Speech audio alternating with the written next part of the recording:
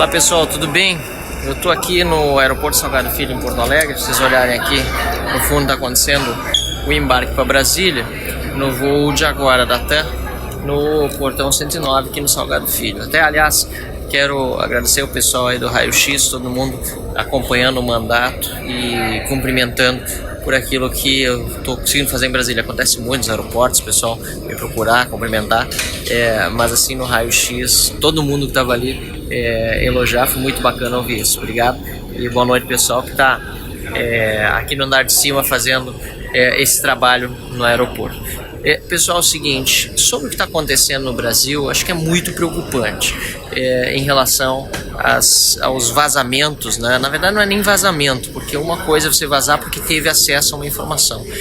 O que aconteceu nas conversas entre o procurador Deltan Dallagnol e o ministro Sérgio Moro e outros procuradores não foi um vazamento, foi uma invasão de privacidade, foi algo criminoso, hackers profissionais, isso aí está muito claro, inclusive a nota do Ministério Público Federal, de quem olhar no site do Ministério Público vai ver isso, gente que está atentando contra o Brasil.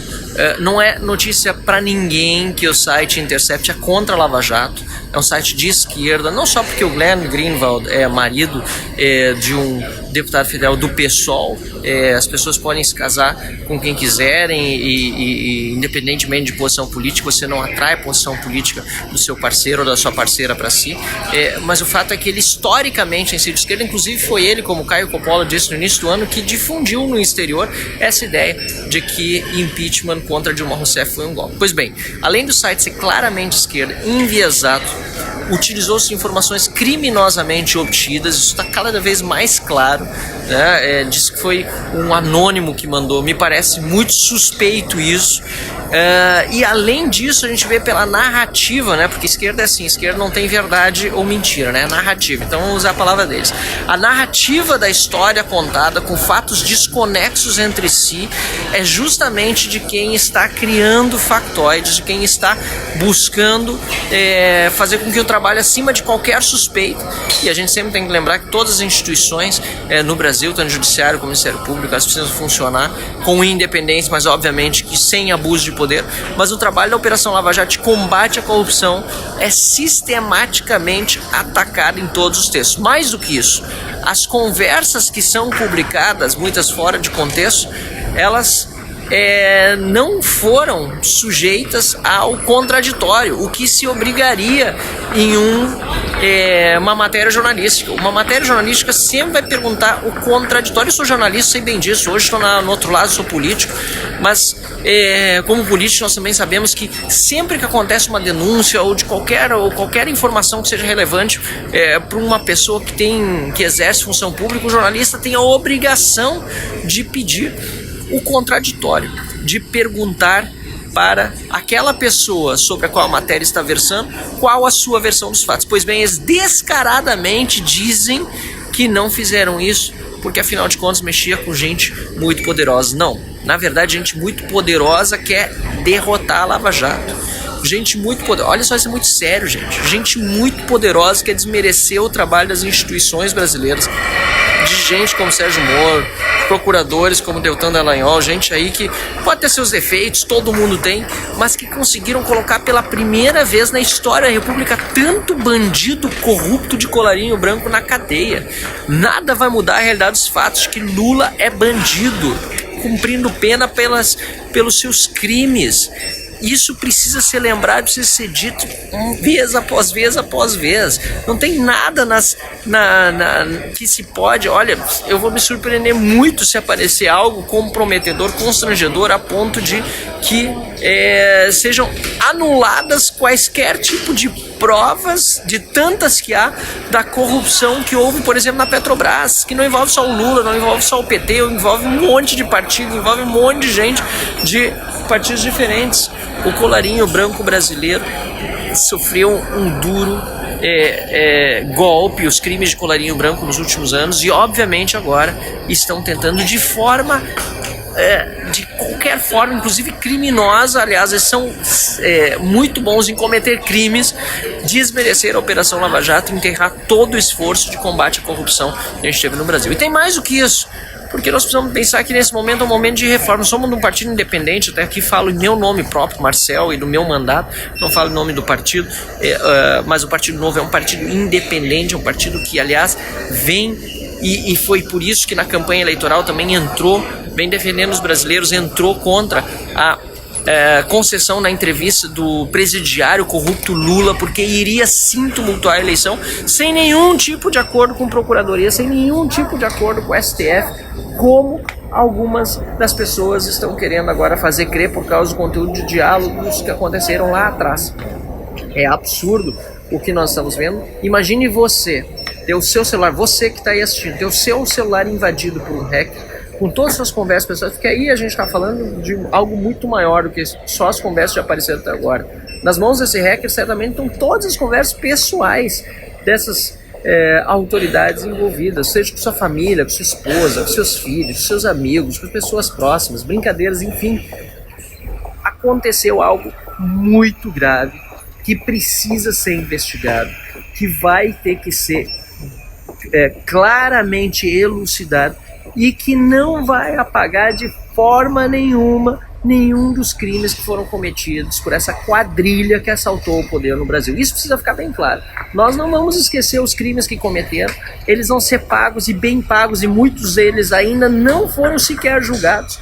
Luiz Inácio Lula da Silva é réu em mais 5 processos na justiça e vai ser condenado em mais 5 processos, não tenha dúvida nenhuma, e se aparecerem mais, vai ser em mais, tanto na primeira instância, como na segunda instância, como no STF. Então é muito importante dizer que o Brasil está alerta, que não vai aceitar esse tipo de atitude criminosa, ainda mais no momento em que nós precisamos aprovar as reformas que o Brasil precisa. O Brasil está caminhando para fazer as reformas necessárias. Falo de novo, friso de alguém que é independente, mas apoia todas as reformas que o Brasil precisa, a começar pela Previdência. Precisamos apoiar o PLN 04, porque não podemos admitir que os mais pobres fiquem sem recursos por causa de obstrução da oposição. E é isso que amanhã em Brasília, terminando o embarque, vou ter que entrar em seguida aí, é isso que eu vou lá fazer em Brasília, enfrentar a oposição e a sua obstrução irresponsável que não quer deixar o governo pagar para os mais pobres os benefícios a que eles têm direito. E nós precisamos também seguir adiante, não só na reforma previdenciária, mas também na reforma tributária, na reforma trabalhista, tudo mais que a gente precisa para o Brasil, para que o Brasil saia dessa crise criada justamente pela camarilha de bandidos que agora faz de tudo, que está vibrando com essas notícias aí, notícias que pouco realmente trazem pelo menos até agora, de qualquer coisa que seja tão comprometedora ou comprometedora a ponto de apagar os crimes cometidos no passado.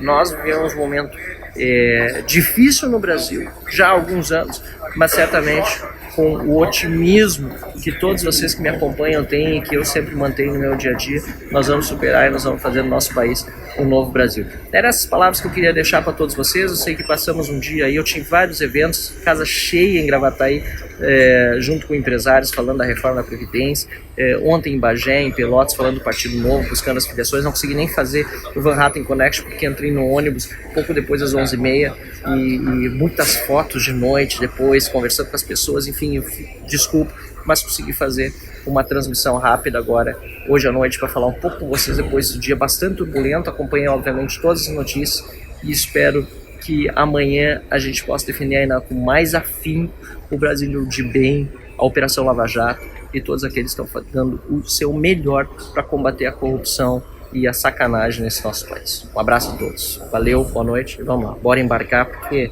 temos que chegar em Brasília hoje à noite ainda. Falou!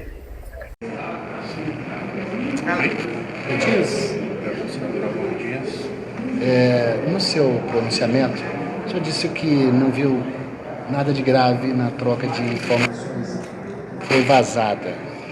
Grave foi a invasão criminosa. É um crime que tem que ser investigado e há que se responsabilizar os invasores. Em relação aos diálogos, não posso assegurar fidedignidade desses diálogos, mas não são anormais. São conversas entre dois amigos que informalmente trocam ideias. Numa operação que investiga perigosos assaltantes do Brasil. não são pequenos assaltantes, são grandes assaltantes. Então, esta interação é, em determinados momentos, absolutamente necessária. A lei de combate ao crime organizado prevê uma estreita interação entre juízes, Ministério Público e polícia. Nossa legislação avançou, temos técnicas modernas de investigação que são eficientes, como as delações premiadas, as ações controladas, os infiltrados. Isso tudo exige uma estratégia que passa naturalmente pelo diálogo entre os agentes públicos envolvidos. A Constituição, é claro, diz que não se pode misturar juízes e Ministério Público, mas é preciso entender que há também essa previsão da legislação que estabelece uma estreita interação entre os agentes públicos envolvidos na investigação, na responsabilização e, obviamente, no julgamento. O senhor acha que o juiz Sérgio Moro continua firme no Ministério da Justiça? O PT já defende aí a demissão dele. Olha, eu acho que quem demite é o presidente da República, não é o PT, não é? E, do meu ponto de vista, é o grande ministro que o presidente Bolsonaro tem. A sua demissão seria um desastre. Não há razões para essa demissão. Nós conhecemos essa estratégia da marginalia que procura desqualificar quem denuncia e quem julga na esperança de absolver os criminosos. O ministro Moro nunca escondeu o sonho dele de chegar ao Supremo. O senhor acha que eventos como esse podem atrapalhar essa trajetória? Nós temos que aguardar as consequências deste evento, não é? Os criminosos apresentaram alguns diálogos que, no meu entendimento, não comprometem a história honrada do ministro Moro. E, sobretudo, não altera o grau de competência e de inteligência que possui. Portanto, não vejo, em razão deste episódio, desta invasão criminosa, não vejo razões para comprometer a trajetória na vida pública do ministro Sérgio Moro. Ouvindo o senhor, concluo que o senhor não apoia a ideia de alguns de uma CPI para investigar esse caso. Não, a CPI Lava Toga, sim.